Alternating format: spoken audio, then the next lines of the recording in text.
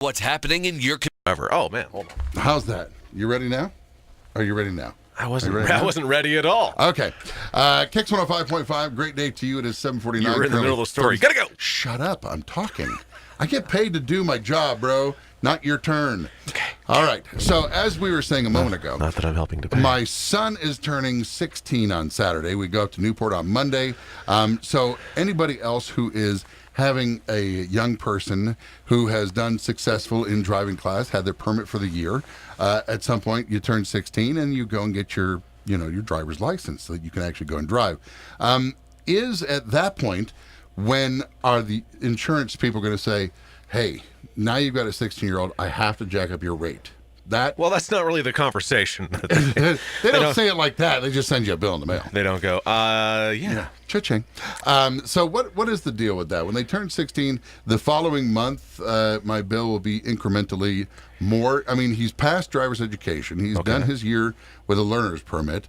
He hasn't gotten in any trouble. That would be a whole different conversation. So he's a clean kid at 16, and he's ready to drive.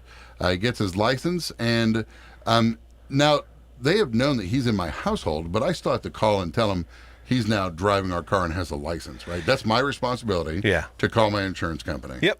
If for some reason I was being a slacking father and I didn't call and he got into an accident or something, have you ever had that kind of incident happen? Like, oh, I thought you would have just known that he was turning 16. All the time.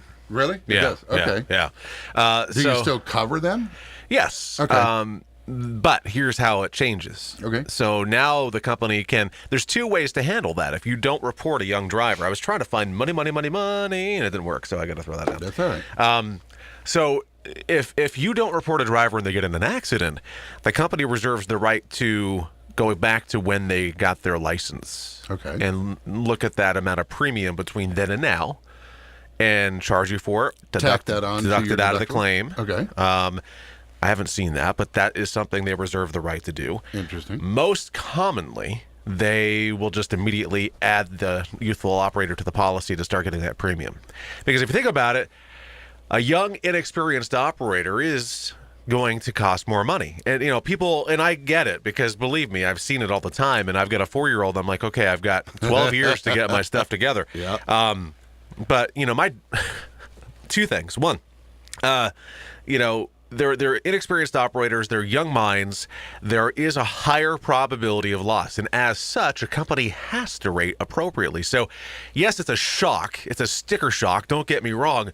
But it's also a reasonable request to say, look, very likely that this is going to cost us money, so we're going to charge you appropriately for it. And I'll tell you, my dad was an insurance agent for 4 years before I became licensed. Uh-huh. I wasn't put onto his policy. I went out and bought a cheap car, and I was on my own insurance. I'm like, and I paid a lot of money back in the day. Yeah. A lot of rock back then. Because I didn't have cash when I was that young. But so it's an expensive proposition. What you do is you think about the appropriate ways to do it.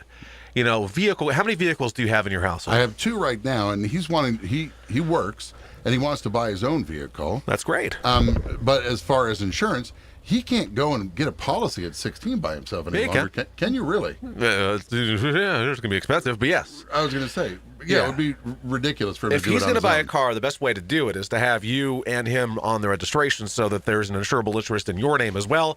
Add it to your policy. You're taking advantage of the fact that there's a multi-car discount that can get applied, and the crediting that you may already have on your existing policy would be in place versus him going out brand new and getting a new policy.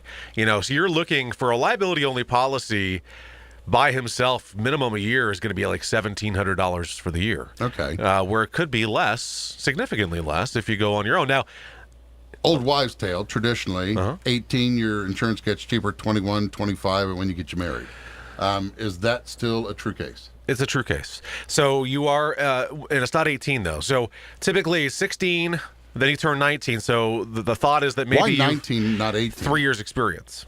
They don't use an age, they use an experience. So you've got 3 years experience. So commonly. Let's say my son decides not to drive until next year because he has, a paranoia or something about it, and just holds on to his learner's permit. Do I have to pay full insurance at that point? No. No, learner's permits do not require. I mean, it's recommended that you report to the carrier, hey, my son or daughter has their learner's permit, but they're not going to endorse your policy. Or I can't afford it. Well, no, yeah, I mean, but they're not going to endorse your policy to rate them because they're just a permitted operator. Okay. So there's no charge for that. It's when they become licensed that you see it. And so I could listen to him piss and moan for the next 6 years and be like, hey, just hold on to your permit. I don't want to pay for your insurance. I'm so glad I'm not your son. I wouldn't do that. You know what? He could have asked for the world, and all he said is, I want a new pair of boots and my driver's license. I'm like, I would be a fool not to just take that. I think that's an offer you must go with. So when I was 16, I wanted a brand new Jeep. You know, he hasn't said anything ridiculous like that. Brand new Jeep requires full coverage. You get that for a 16-year-old. Oh my God! You're ready to pay $4,000 a year for insurance? That is insane. That's 3-4 times as much as even a high premium. Yeah, I mean that's just a really throw out number, but you're looking at a minimum of $2,500 plus if done right.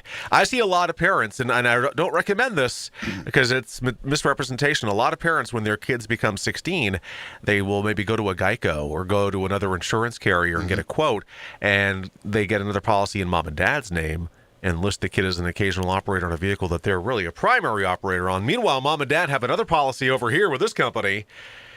And to get 2 policies in your name, not allowed, because liability stacks, yes, it's cheaper. There's no doubt about it, because it's written wrong. Don't do that. Don't do that. You don't want to give insurance companies a reason not to pay. And material misrepresentation is kind of where that would fall under, and that would give them a reason not to pay. So he's out and about the first couple of months. He gets a speeding ticket, which is probably real reasonable to say, because he's got a lead foot. Yeah. And you get a couple of points. Does a point drop off one every year, one every couple of months for good driving? I mean, how does that work? So points applied to your license are not the same as points applied to an insurance rating. There's totally separate systems. Yeah. Okay. So insurance companies put their own Some weight. relevance to them, though? No correspondence No whatsoever. correspondence. So insurance companies, a lot of them have proprietary rating, and some of them don't even use points. They just have an algorithm that says, "Here's what this does." Boop, boop, boop. Yeah. No, I'm not covering you. Alexa, how much more does it cost? And then Alexa starts going, ha, ha, ha. So 3 years. 3 years. Speed, big speeds, little speeds typically don't cause much issue. Big speeds, major incidents, 3 years. Well, no, major incidents, DUIs, 5 years. 15 years 5 later. years for DUI or careless and negligent. No, we want to get into that. Yeah. Mike Barrett, Barrett Insurance. We talk good policies every Wednesday about 10 till 8, and then talk too long about worthless things, like my son.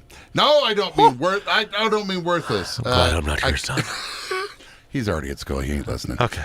So yeah, good luck to my boy, and Yeah, good Turtle luck. will be be filling in on Monday. That's Really why wish I he's had been your here. insurance now, because on Monday I'd be like, cha-ching! Let's take my wife out to dinner.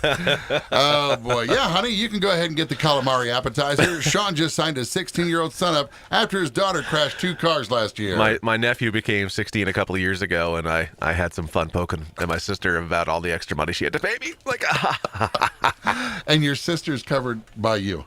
she better be. All right. If you want to get a hold of Barrett God, I hope she's not listening. and talk good policies or the things that we've discussed more in detail, you could do so by buzzing them up at 748-5224. You can visit us on Portland Street in St. Johnsbury or online at thebarrettagency.com. Google, Facebook, and YouTube is all Barrett Insurance Agency. Thank you, buddy. See ya. Is your heating system tired after the long, grueling winter? Or are you looking for something more energy efficient?